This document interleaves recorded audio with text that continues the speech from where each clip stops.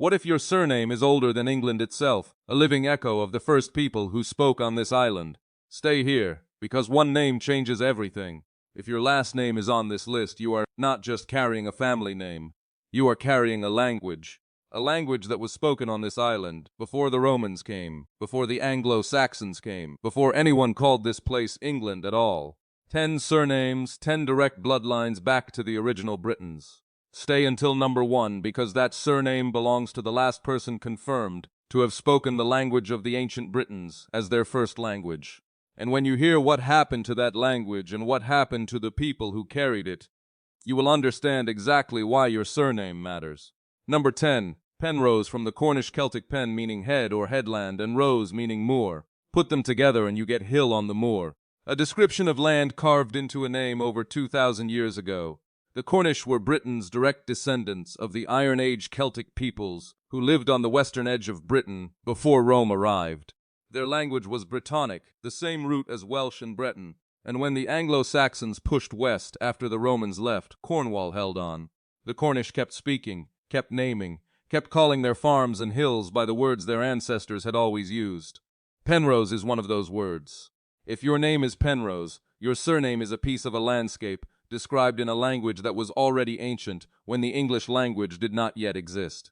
Number 9. Morgan, from the ancient Brythonic morcant, sea circle or sea chief. Morgan is one of the oldest personal names in the British Isles, older than the Roman occupation, and found in the family lines of the earliest Welsh kings. Geneticists at University College London studying the DNA of ancient British populations found that the Welsh, who kept the Morgan name alive, carried genetic profiles nearly identical to Iron Age Britain from before the Anglo-Saxon migrations. When you see Morgan in an English context, what you are looking at is a Brythonic personal name that survived every invasion, every language change, every attempt to replace it. If your name is Morgan, your bloodline is running a thread back to the men and women who built hill forts on the British hills before Caesar ever looked across the channel. Number 8. Travillian, from the Cornish tree meaning homestead or farmstead, and villian, a personal name or place part meaning something close to bright one. Every English surname beginning with Trey is a Cornish Celtic survival. The rhyme that Cornish scholars have recited for centuries goes like this: by Trey, pole, and pen, ye shall know all Cornish men. Travillian was the name of a farmstead before it was ever a family name. The Cornish kept naming their farms in their own Celtic tongue long after the rest of England had adopted Norman and Old English conventions. If your name is Travillian, you carry a Cornish Celtic homestead inside your surname, and that homestead was already old when the Domesday Book was written. Number 7. Eckles. This one looks completely English. It sounds English, but Eckles comes from the Brythonic word igles, meaning church, which itself came from the Latin ecclesia. The important part is that the Brythonic form was already in use before Latin arrived in Britain with the Romans. Place names across northern England, beginning with Eckles, mark the spots where early Brythonic-speaking Christians built churches before the Anglo-Saxon conversion, in Lancashire, in Norfolk, in Yorkshire. These Eckles place names are archaeologists' signposts for Brythonic settlement. The families who took Eckles as a surname were taking the name of those places. If your name is Eckles, you are named for a settlement built by the original Britons, and the word your family carries is older than English Christianity itself. If you are finding this useful, subscribe. New videos on hidden history and bloodline origins go up every week. Hit subscribe so you do not miss the next one. Number 6. Griffith, from the Old Welsh Gruffud, from the even older Brythonic gripud, meaning strong lord or lord with a strong grip. This was a warrior name, the name of chieftains. Gruffud ap Llywelyn, who became the only Welsh king ever to rule the whole territory of Wales, carried this name in the 11th century just before the Norman Conquest. After 1066, the name changed into English records as Griffith, but it never stopped being what it had always been, a Brythonic royal title frozen into a family name. If your name is Griffith, you carry the name of a Brythonic warrior class that existed on this island for 1,000 years before an English throne existed. Number 5. Maddock, from the Brythonic personal name Madog or Maddock, meaning fortunate or good. Maddock was a common name among the ancient Britons and appears in Welsh family lines going back to the post-Roman period.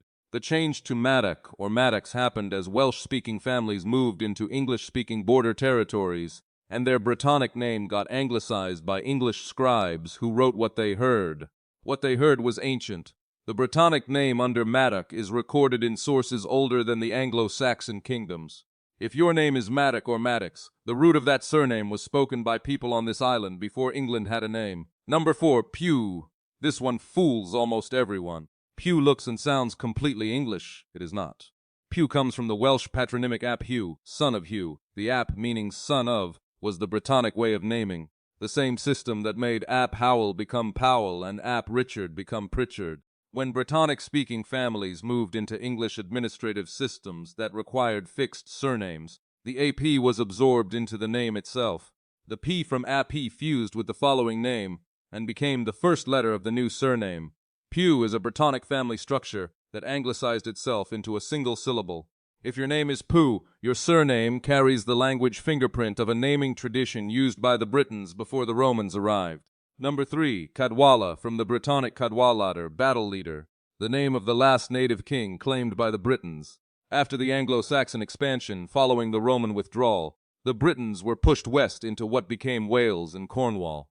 Cadwallader ap Cadwallan, the 7th century king of Gwynedd, was said in Welsh tradition to one day return and restore British rule over the whole island. His name became a symbol of British resistance that lasted for centuries. The surname Cadwalla carried that weight into the modern era. It is one of the most direct links a surname can have to a specific moment in British history. The moment when the ancient Britons stopped being the majority and became a minority on their own island. If your name is Cadwalla, you are carrying the name of their last great king. Subscribe now if you want more videos going this deep into the history hiding inside your name. New content every week. Number 2, Pentreth. Pen again, the Cornish Celtic word for headland, and Treath meaning beach or sandy shore. Pentreth is a Cornish surname from the far western edge of Britain, and it carries a special historical weight that no other surname on this list carries. The most famous person with this name was Dolly Pentreth, a fishwife from Mousehole in Cornwall who died in 1777. She is recorded as one of the last, possibly the very last native speakers of the traditional Cornish language. When Dolly Pentreth died, a language that had been spoken continuously on British soil for over 2,000 years became functionally silent. If your name is Pentreth, you share a surname with the woman who carried an entire ancient language inside her mind and who took it with her when she died. Number 1, Lloyd, one syllable, completely ordinary to the modern ear. But Lloyd is from the Welsh Lawyd, meaning grey, and Lawyd is a direct survival of the ancient Brythonic word for that color spoken on this island before the first Roman legion ever crossed the Channel.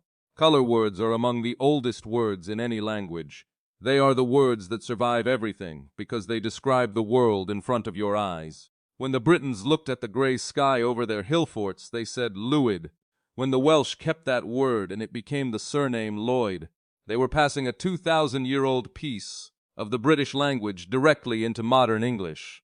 DNA studies consistently show that people carrying Welsh surnames like Lloyd have a genetic profile closer to Iron Age Britain than most people with English surnames. If your name is Lloyd, you are not just descended from the original Britons. You are still speaking one of their words every time you say your own name.